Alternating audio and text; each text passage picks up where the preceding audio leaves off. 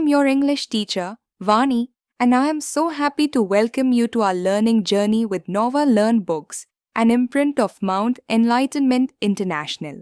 Today, we are going to enjoy a thoughtful and emotional poem titled The Great Tree in My Home by Dr. APJ Abdul Kalam.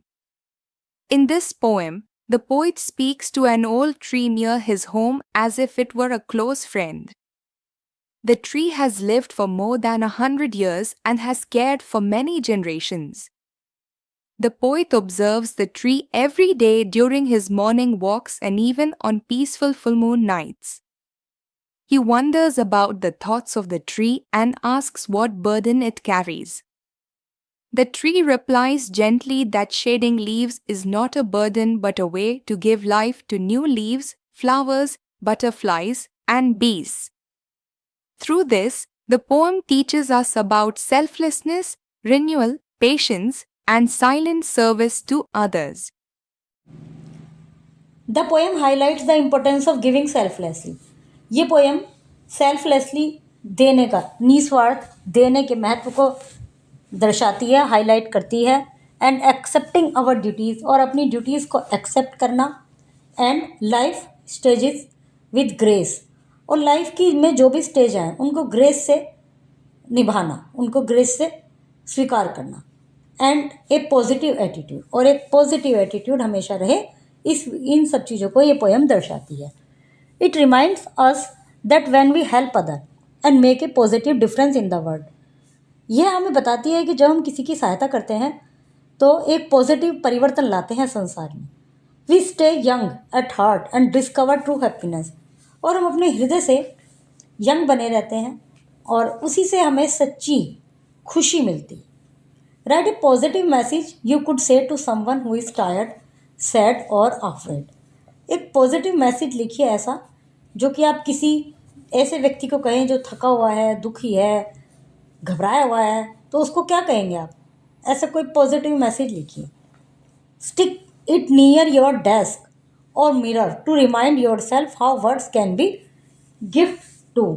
जो आपने message लिखा उसको अपने desk के पास या mirror के पास paste कीजिए, लगाइए उसको, और महसूस कीजिए कि वो जिससे वो आपको हर समय इन चीज़ों का, इन वर्ड्स के महत्व को बताता रहे. जो आप मैसेज लिखेंगे उसको खुद भी रिमाइंड रखें, उसके लिए आप अपने डेस्क पर या मिरर के पास लगाइए. Let's start the poem.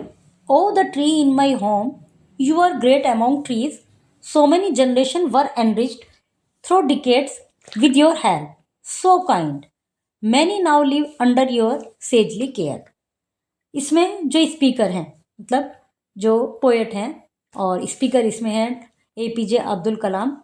ये उनके घर में, चेन्नई में जो उनका घर है उसमें एक अर्जुन का पेड़ है जो कि 107 साल पुराना है, उसके विषय में बताया गया है. और उस पेड़ को, उस अर्जुन ट्री को संबोधित करते हुए पोएट कहते हैं कि ट्री जो कि तुम मेरे घर में हो, तुम इतने ग्रेट हो, सब पेड़ जितने भी पेड़ हैं आसपास उन सब में तुम ग्रेट हो.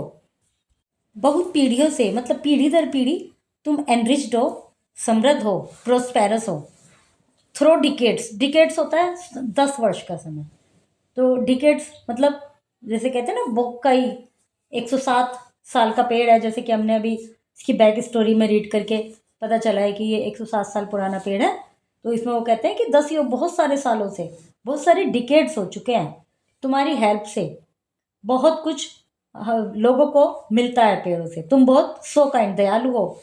मैनी नाउ लिव, और बहुत सारे अभी भी तुम्हारी जो सेजली केयर है, सेजली मतलब सेजली बहुत ही विवेकपूर्ण तरीके से, जो तुम्हारी सेजली केयर है, जो तुम बड़े तरीके से सबका ध्यान रखते हो, सब तरीके से सबकी परवाह करते हो, उसमें बहुत सारे लोग तुम्हारे अंडर, तुम्हारी शरण में रहते हैं, तुम्हारी जड़ों के नीचे रहते हैं, तुम्हारे आसपास रहते हैं.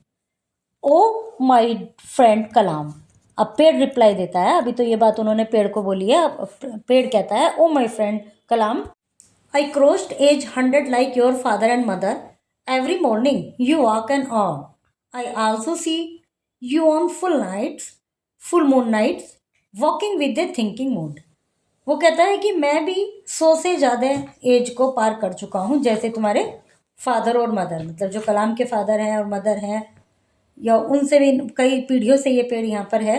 तो मैं भी 100 से ऊपर की एज को क्रॉस कर चुका हूँ। प्रत्येक सुबह मैं तुम्हें देखता हूँ कि तुम 1 घंटा वॉक करते हो, और मैं तुम्हें देखता हूँ कि तुम फुल मून नाइट में भी वॉक करते हो, थिंकिंग मोड में, कुछ सोचते हुए। I know, my friend, the thought in your mind. What can I give? When in April, you look at me again and again with deep concern. पेड़ कहता है कि मेरे मित्र, मैं जानता हूँ तुम्हारे माइंड में क्या थॉट्स चल रहे हैं, क्या दे सकता हूँ मैं तुम्हें। When अप्रैल के महीने में तुम मेरी तरफ देखते हो, बार बार देखते हो, डीप कंसर्न के साथ, बहुत ही गहरे चिंतन में डूबे हुए तुम मुझे देखते हो। Seeing me shed thousands of leaves, you ask me, my friend, what is my burden? Leaves I shed to give but to new leaves. Flower bloom, attracting butterfly and bees. Seeing, अब पेड़ कहता है कि तुम मुझसे, तुम मुझे देखते हो जब मैं बहुत सारी पत्तियां गिराता हूँ, 1000 ऑफ लीव्स गिराता हूँ। पतझड़ का महीना होता है ना, उसमें पेड़ों की पत्तियां गिरती हैं। तो जब तुम मुझे बड़े डीप कंसर्न से देखते हो और तुम मेरे से पूछना चाहते हो कि मेरे मित्र क्या बर्डन है तुम्हारे ऊपर जो तुम्हारी पत्तियां गिर रही हैं। जो लीव्स मैं गिराता हूँ वो मैं इसलिए गिराता हूँ ताकि नई पत्तियां आए, नई पत्तियों को जन्म देने के लिए मैं पुरानी पत्तियों को गिराता हूँ। फ्लावर को खिलने के लिए मैं पुरानी पत्तियां गिराता हूँ। फ्लावर खिलेंगे जिससे बटरफ्लाइज और बीज अट्रैक्ट होंगी, सुंदरता बढ़ेगी वातावरण की। फिर वही लाइन्स का रिपीटेशन है। I crossed age 100 like your father and mother, every morning you walk an और I also see you on full moon nights walking with and thinking mood. मेरी एज 100 से भी ज़्यादा हो गई है तुम्हारे माता पिता की तरह। प्रत्येक मॉर्निंग तुम 1 आवर वॉक करते हो, फुल मून नाइट में भी तुम्हें देखता हूँ मैं, और तुम थिंकिंग मूड में वॉक करते रहते हो। Dear students, we have now completed this beautiful poem.